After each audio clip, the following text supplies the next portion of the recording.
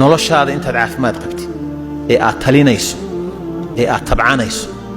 ee aad socoto ee xoog leedahay ee xanuun ku haynin ee aad nooshahay waa inaad miisaan cabsi iyo raja ah dhexdooda waa inaad socotaa oo micnaheedu muxuu yahay adigoo ilaahay u tukanaya oo rajo ka qaba jannadiisa dembi dhaafkiisa maqfiradiisa adigoo soomaya adigoo sunnihii tukanaya adigoo sakadii bixinaya adigoo sadaqadii bixinaya adigoo wardinaya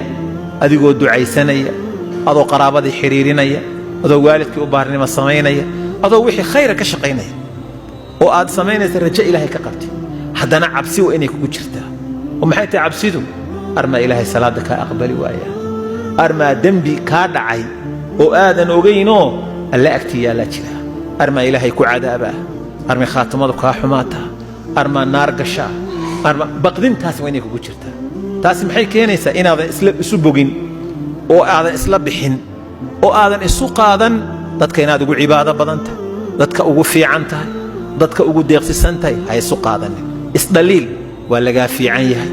waa lagaa cibaado badan yahay ilaahay waa lagaaga dhow yahay waa lagaa toosan yahay addoon caasiyaa tahay khaladkaagaa badan naftaada u sheega oo isdhaliil taasi waxay keenaysaa toosnaantaadu inay hagaagto shaydaankuna albaaba kaa waaye